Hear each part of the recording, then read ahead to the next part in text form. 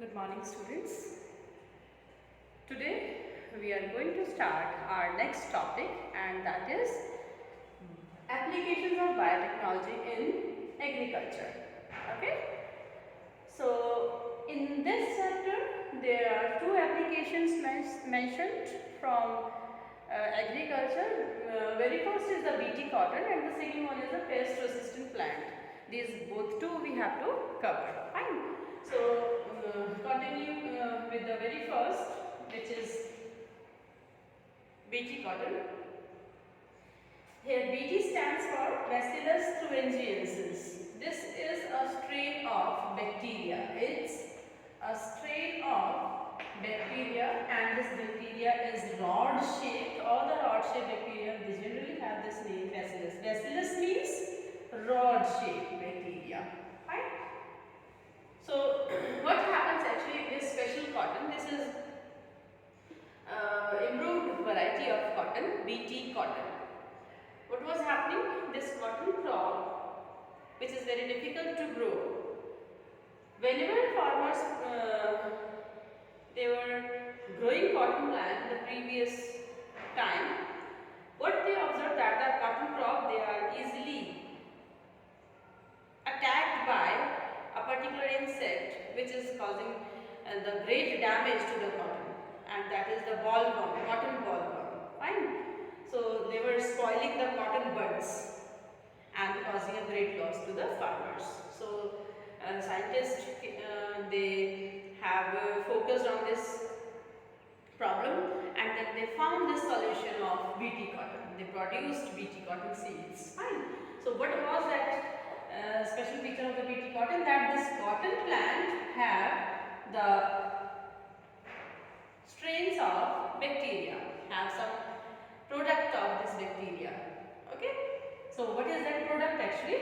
As this Bacillus thuringiensis, this bacteria, they produce a protein crystal during their life cycle, and that protein crystals are called as insecticidal protein. Why insecticidal? Because they are causing the death of the insects who attack the cotton crop. Fine.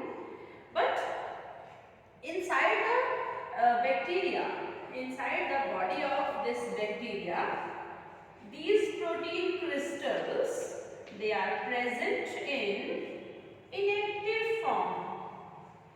That's why they are not harming the bacteria. They are harming the insects only, those who feed upon these bacteria.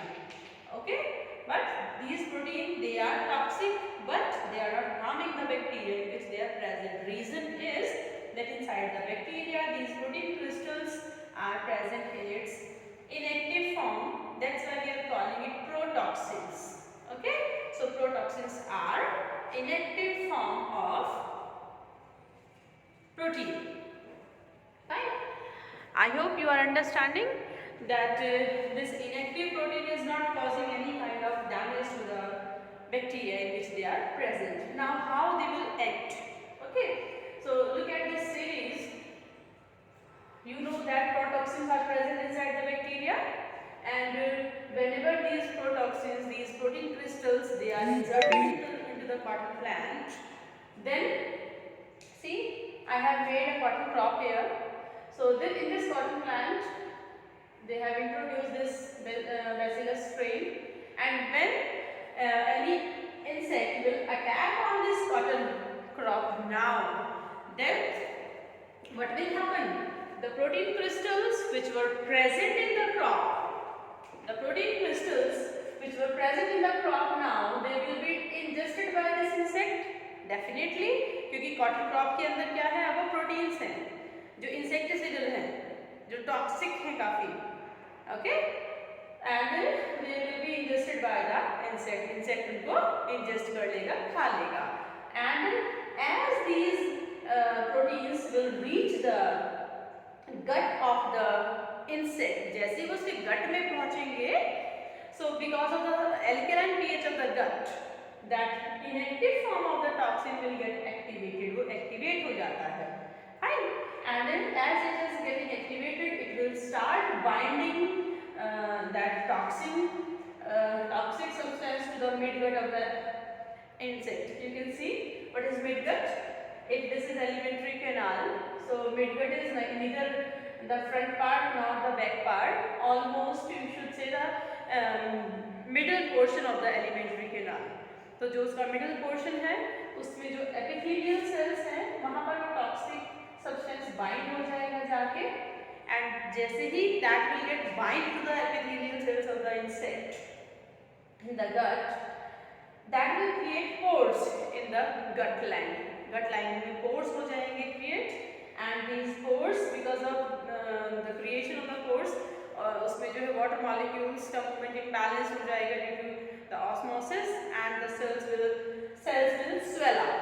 Okay, और जैसे ही cells swell होंगी, these cells will lyse means they will burst out and creating because of the pores cell swells, cell lysed, and that will cause the death of the insect.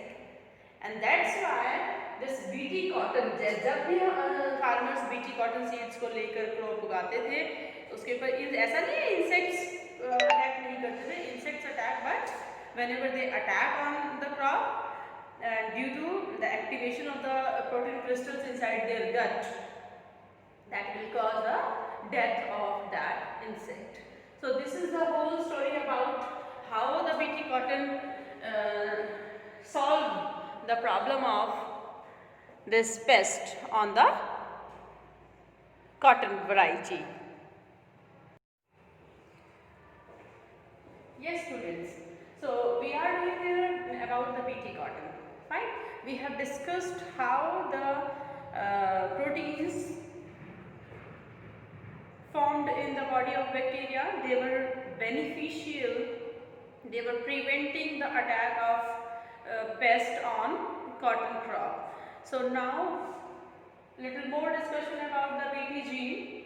Okay, specific BT gene, BT toxin gene, they are isolated from Bacillus thuringiensis and then they are incorporated into the several crop plants like we have done for the cotton crop. Fine. So the choice of the gene, which kind of gene we need from Bacillus thuringiensis, that depends on several factors like which crop we are selecting and what is the target pest, because that can be used for several pests also. This is the beneficial point about the Bacillus bacteria, Bacillus thuringiensis bacteria, that we can use it for a particular target pest. Fine. So here in the book you can see the gene. They have mentioned the name of that gene which was coding for the toxic protein. That gene, the sequence which will code the sequence of the DNA, means this is a gene. So the gene which will code for that toxic protein के लिए जो code करेगा, that gene is named as cry, cry gene, because they made these insects cry.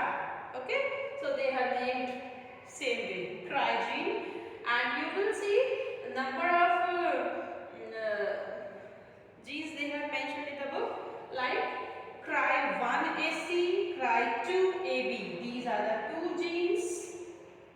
Okay, these are the two genes which will code for a specific protein, and then these two are used to control the cotton bollworm. Cotton bollworm, अगर cotton plant के ऊपर हमें control कराना है pest को, then these two proteins are added. These two genes are specifically for cotton plant, for controlling the cotton bollworm. You can see I have drawn a figure to show how a cotton bollworm attack on a cotton ball. See, in this trick I have shown both the type of cotton ball. In this ball you will see there is a hole. So this was the problem of cotton bollworm, that it attack on cotton ball and they make it very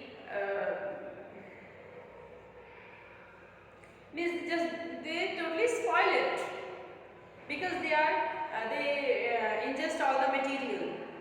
There is nothing toxic substance present in it, and they simply eat the whole nutrition present inside the ball, okay, for their growth. But on the other hand, you will see this is a fully mature cotton ball. So in this cotton ball, there was no attack and it fully get mature into a cotton ball.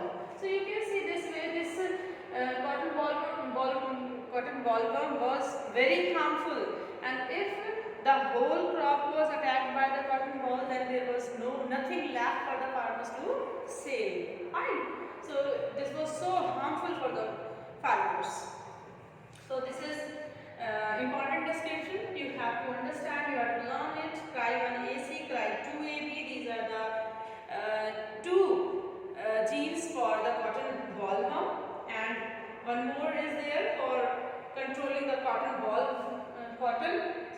for controlling the cod borer, the maize plant. In the maize plant, this kind of protein is formed, Cry1AB. So in this way you can understand that how that Bacillus thuringiensis was very good, that was beneficial for different kinds of crop.